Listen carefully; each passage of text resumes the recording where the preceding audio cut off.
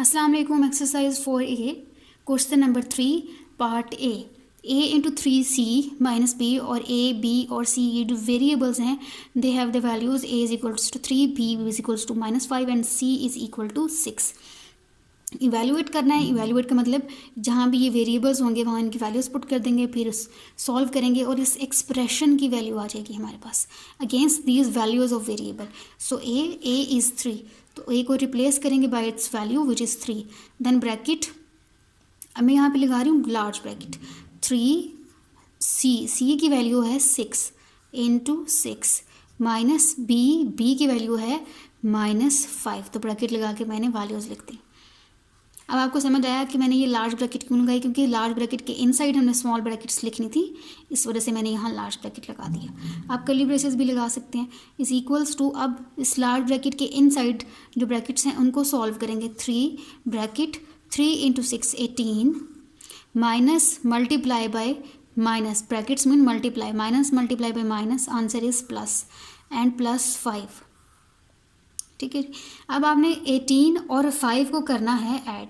18 और 5 को जब आप ऐड करेंगे तो आपके पास आंसर आएगा 23। ठीक है। अब अगेन ब्रैकेट है, ब्रैकेट का मतलब है मल्टीप्लाई, तो 3 को 23 से कर देंगे मल्टीप्लाई। 3 3 ज़ा 9, 3 2 ज़ा 6, सो आंसर इज़ 69।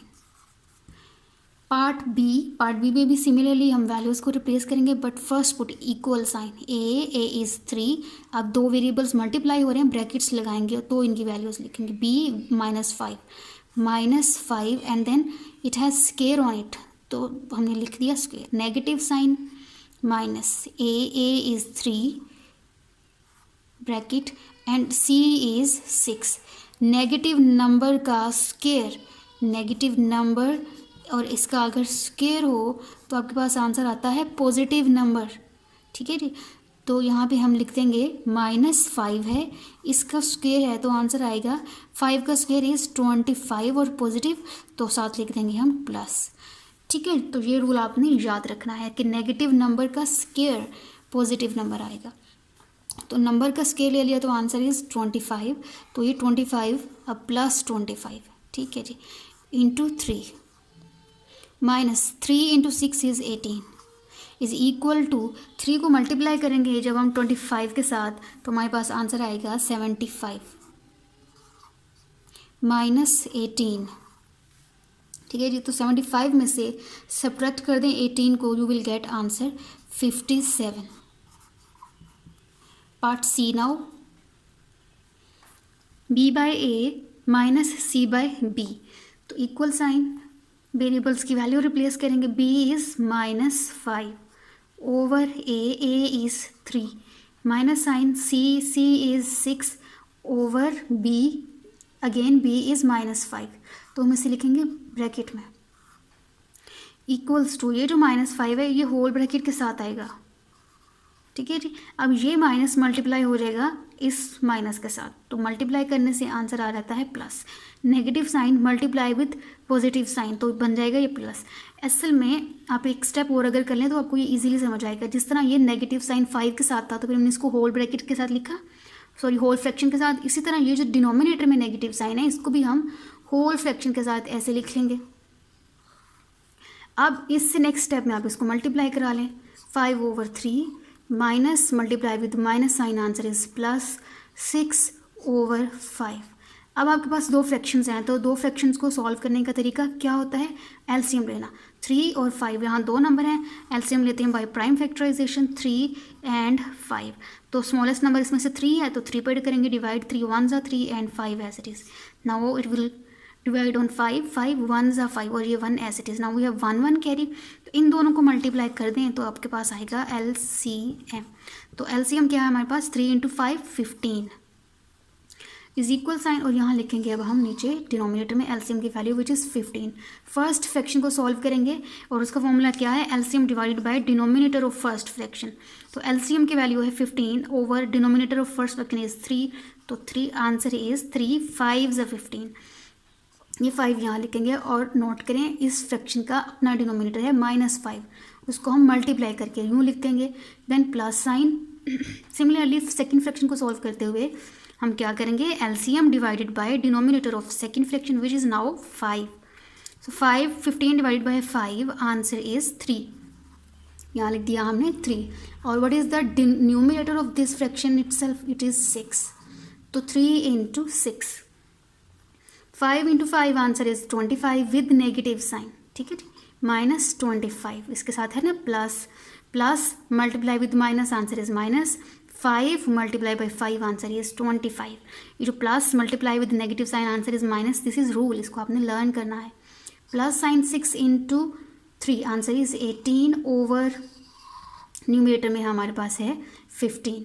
ठीक है जी, अब 15 इसको हम कर देंगे सब्ट्रैक्ट. 25 में से 15 को करें अगर हम सब्ट्रैक्ट तो हमारे पास आंसर आ जाता है. अच्छा, पहले हम साइन लिखेंगे. 2 नंबर हैं, उनके साथ ऑपोजिट साइन है तो ये होंगे सब्ट्रैक्ट, और उसके साथ हम साइन लगाएंगे बिगर नंबर का. बिगर नंबर इज़ 25 और इसके साथ है नेगेटिव साइन, तो आंसर में आ जाएगा नेगेटिव साइन. अब 25 में से 18 को सब्ट्रैक्ट करें, आंसर इज 7 ओवर 15. ठीक है जी, अब इसको हम फर्दर डिवाइड करेंगे. 7 और 15 को हम करते हैं डिवाइड, तो देखिए क्या आंसर आता है.